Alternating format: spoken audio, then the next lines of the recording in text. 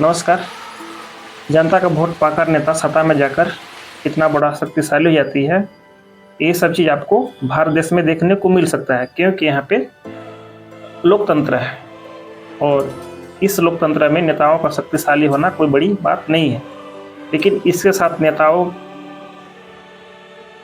के पास शक्ति होने के साथ साथ यहाँ के नेताओं में रावण जैसी प्रवृत्ति देखने को मिल सकती है, कंस जैसा प्रवृत्ति देखने को मिल सकती है। आज इसी के बारे में बात करेंगे।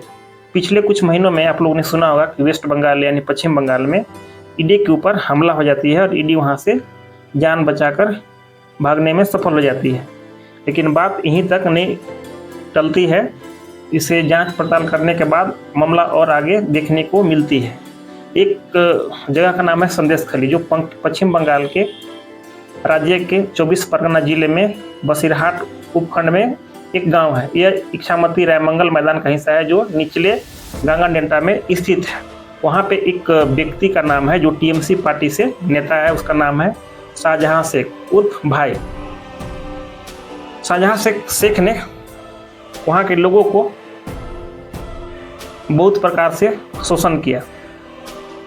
साथ में उन्होंने इस प्रकार की दबदबा बनाया कि वहाँ का जो पुलिसिया नीति थी या पुलिस का जो शासन था वो भारतीय दंड के अनुसार नहीं चलता था, वहाँ पे शासन शाहजहां शेख के अनुसार चलता था।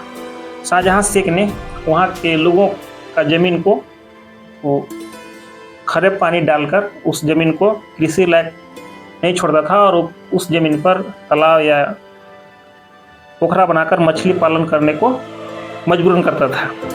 और उन्होंने कई ऐसी ज़मीन को अपना लिया था और कागज़ के माध्यम से उन्होंने दबदबा के माध्यम से दूसरों की ज़मीन उन्होंने अपने नाम कर लिया था। शाहजहां शेख ने इतना तक नहीं रुका, शाहजहां शेख ने नियम बना लिया था कि वहाँ पे गांव के जो लड़कियां थीं, जो स्त्रियां थीं जो शादीशुदा थीं या जो शादीशुदा नहीं थी, जो दिखने में सुंदर थीं, उन्हें रात को उठाया जाता था और उन्हें अगले सुबह छोड़ जाता था।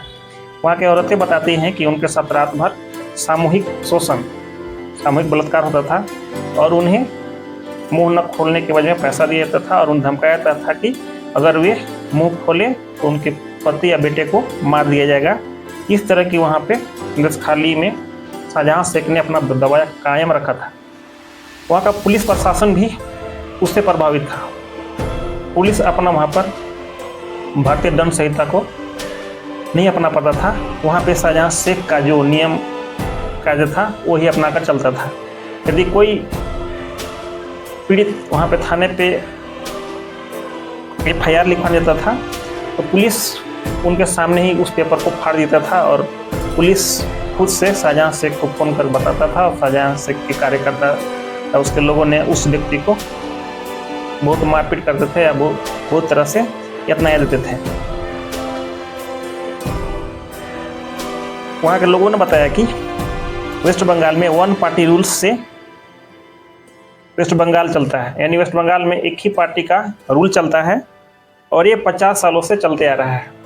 और साथ में आप देख सकते हैं कि जो संदेशखाली जगह है वहाँ पे यातायात का साधन नहीं है। वहाँ पे लोग नाव के माध्यम से इससे उस पार होते हैं।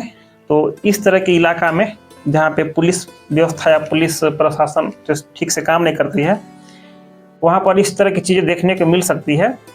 लेकिन इतना बड़ा औरतों का साथ अपराध एक देश के लिए बहुत शर्मनाक है और आप समझ सकते हैं कि नेता किस हद तक आपको शोषण कर सकता है और किस तरह से आप। साथ में आप यह भी जान सकते हैं कि टीएमसी के नेता शाहजहां शेख ने और उसके कुछ दोस्तों को वेस्ट बंगाल की पुलिस प्रशासन यानी न्यायपालिका इन लोगों को कुछ नहीं बिगाड़ सका। संदेशखाली के लोगों के द्वारा बताया जाता है कि यह जो धंधा था, यह जो शोषण करने की प्रक्रिया था, लगभग 10 सालों तक चला था और पुलिस भी इनकी गतिविधियों की जानकारी रखती थी। लेकिन जानकारी रखने के बाद भी या सत्ता में रहने के बाद पुलिस को हिम्मत नहीं थी या ताकत नहीं थी कि शाहजहां शेख को गिरफ्तार कर उन्हें जेल दे या उसे दंडित करें। आप समझ सकते हैं कि जनता का वोट पाकर एक नेता कितना बड़ा शक्तिशाली बन सकता है और वह जनता को खिलौना का समान कर सकता है। तो इसलिए